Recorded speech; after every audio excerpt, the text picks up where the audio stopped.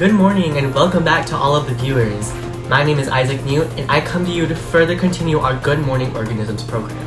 It is currently 11:30 a.m., meaning that it is time for our scientific interview segment.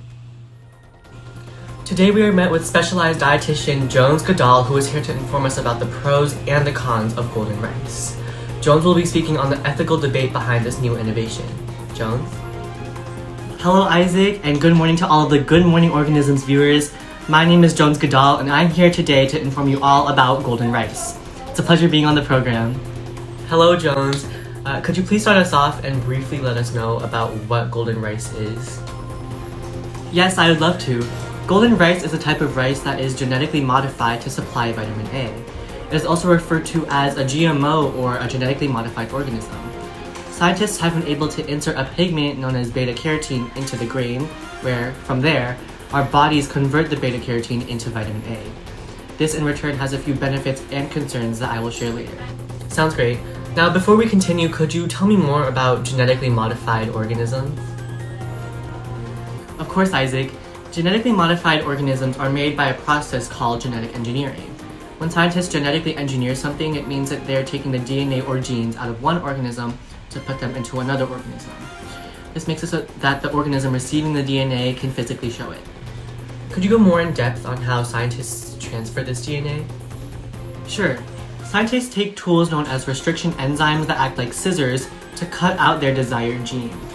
They do the same to a vector, which is what the desired gene gets added to, making a space for that desired gene to fit in. The space that is made ends up having ends known as sticky ends, as they are wanting to stick and are attracted to the incoming gene. From here, they insert the desired gene into the vector, creating what is now called a recombinant vector, and that vector is then inserted into the other organism.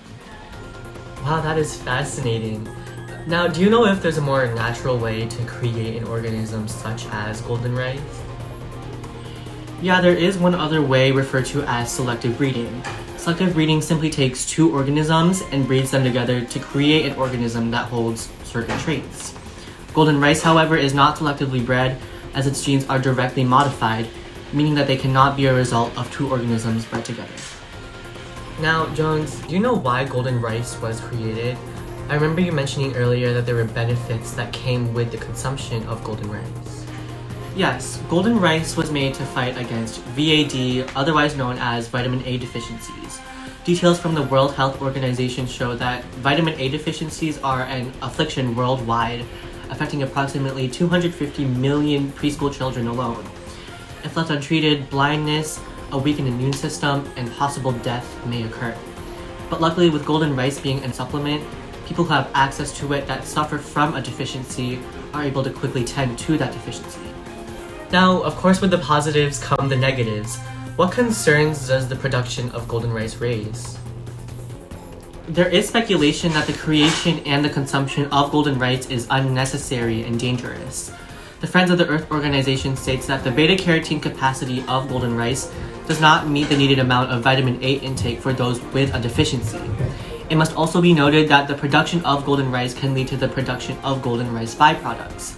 Consequently, vitamin A toxicity could become an issue, leading to symptoms such as coarse hair, dry skin, and rashes. This further goes to show that there are both positives and negatives behind this new upheaval. So, Jones, what is the ethical debate behind this claim? Well, to define ethics, it is simply described as determining whether something is right or wrong. Vitamin A deficiencies are relevant to individuals with little access to vitamin A sources worldwide. This then poses the questions: is it safe for consumption? Does it supply vitamin A efficiently?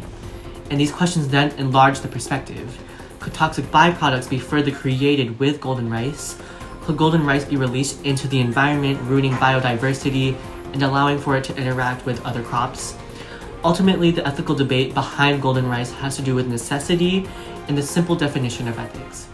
Is it necessary and right, or unnecessary and wrong, for producers to make golden rice and for individuals to consume it? Well, looking back, I stated that byproducts that may contain too much vitamin A and the promotion of vitamin A toxicity are likely consequences of the production of golden rice.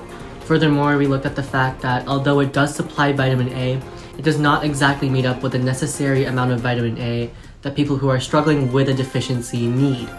In that essence, I would conclude that the production and the consumption of it is incorrect. Thank you so much for the information on this situation, Jones. Golden rice assuredly has its pros and cons. The Good Morning Organisms program would like to leave our viewers with their own insight on this ongoing debate. As science is beginning to open up its doors to new inventions, debates and questions behind the innovations all come down to the minute scientific reasoning. Believe what you put your mind to and allow us to hear your opinions. That is it for our scientific interview segment. My name is Isaac Newt, and this is Good Morning Organisms signing off.